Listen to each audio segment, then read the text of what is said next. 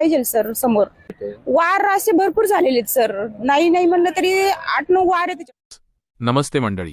महाराष्ट्रामध्ये सध्या सोशल मीडियावर एक नाव खूप चर्चेत आहे, ते म्हणजे अक्या बनसोडे. काही दिवसांपूर्वी त्यांच्यावर जीवघेणा हल्ला झाला, हे आपल्या सगळ्यांना माहीतच आहे. 3 गुन्हेगारांनी त्यांच्यावर हल्ला केला आणि या घटनेने सर्वांनाच धक्का बसला. या प्रकरणाबद्दलची सविस्तर माहिती तुम्हाला असेलच. या हल्ल्यामागील कारण आणि नेमकं काय घडलं हे आकाश बनसोडे यांच्या आईने एका मुलाखतीत सांगितलं आहे. त्याआधी महाराष्ट्रातील अशाच प्रत्येक घडामोडी सर्वात आधी पाहण्यासाठी कृपया आपल्या चॅनलला सबस्क्राइब करायला विसरू नका.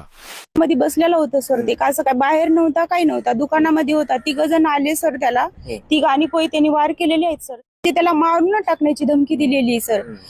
सर आज आयसीयू मध्ये ऍडमिट आहे. माझा मुलगा आज म्हणजे एकदम असं ह्याच्यामध्ये आहे सर. आकाश बनसोडे यांच्या आईने दिलेल्या माहितीनुसार आकाशाला अधूनमधून फोन यायचे. या फोनवर त्याच्याकडे पैशांची मागणी केली जायची आणि त्याला मारण्याची धमकीही दिली गेली होती.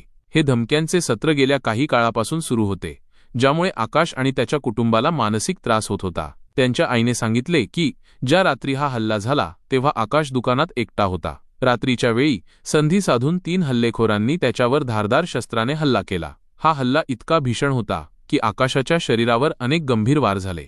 कुटुंबाची मागणी आणि सध्याची परिस्थिती.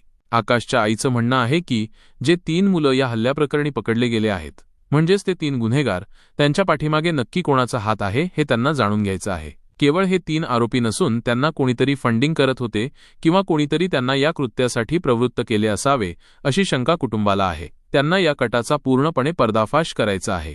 आकाशाच्या शरीरावर